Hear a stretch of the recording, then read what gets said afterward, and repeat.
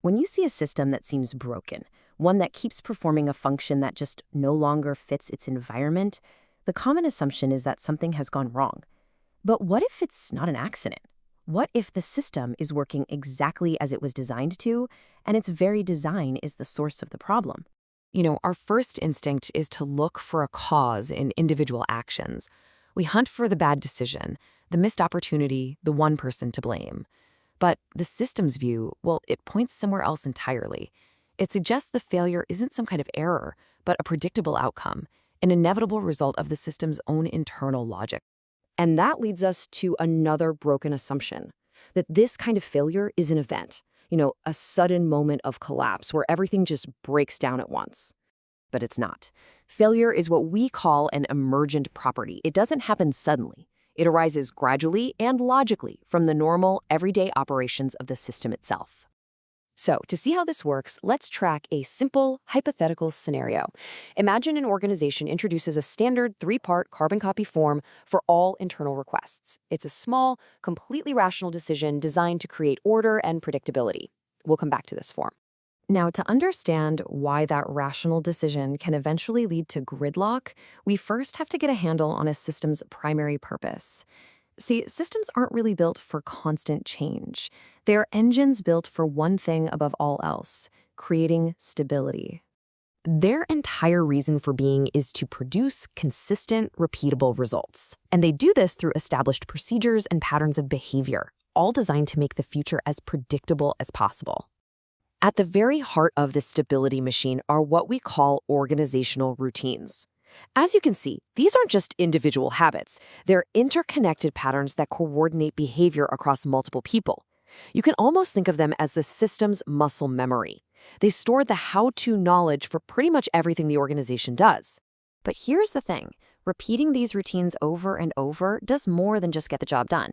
Over time, it actually carves a path, making certain behaviors much, much easier and more likely than any others. It starts simply enough. Actor A does something, actor B responds. After this sequence gets repeated enough times, an interdependent pattern starts to form. And pretty soon, it's not just a pattern anymore, it's a repeatable, almost automatic process. And this provides a huge benefit. By making actions semi-conscious, routines economize our cognitive resources. Our attention is freed up, right? So we can focus on exceptional events rather than wasting brain power on the same old repetitive tasks. But this efficiency, this stability, it isn't free. There is a hidden cost. The very process that creates all this predictability also builds a structural constraint, quietly limiting the system's options for the future. So, let's go back to our carbon copy form. The procedure for using it is learned and repeated. It becomes efficient, automatic. It is no longer a choice. It is now the default path. It's just the way things are done here. And now, a core tension begins to govern the entire system's behavior. The constant drive for efficiency versus the potential need for adaptation. This tension is driven by two powerful opposing forces. On one side, you've got this pressure for increasing returns. The more a path is used, the more efficient it becomes. And that's countered by a growing constraint, the rising cost of switching to any new path. And this right here is the crucial point. The system's own history begins to dictate its future. A path that was once just one choice among many becomes the only viable option, not because it's better, but simply because it's established. Over time, this constant pressure for efficiency creates a powerful, self-reinforcing feedback loop that pulls the system deeper and deeper down that established path. It's like a spiral. First, a path is set. That lets a routine form. Each repetition then generates efficiency gains. Then, other parts of the system start to build dependencies around that routine. As those dependencies grow, the costs of switching to anything else rise dramatically, which, in turn, only reinforces the original path. You can see the spiral taking shape. This phenomenon has a name. It's called path dependence. The system becomes locked in.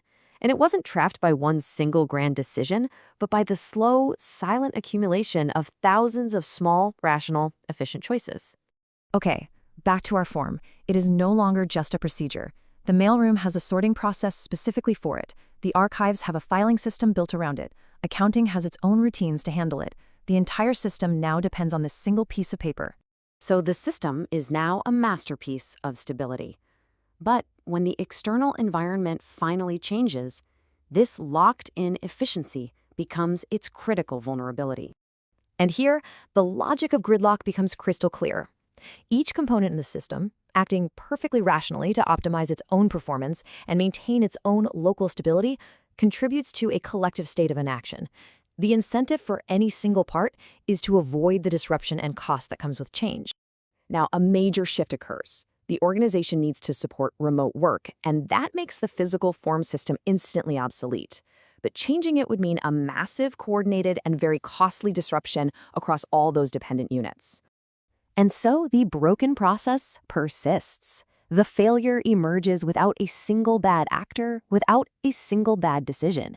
It is the logical, predictable outcome of a system that was structured perfectly for a world that no longer exists. In the end, a system getting stuck isn't really a sign of its fundamental failure, but the direct consequence of its past success.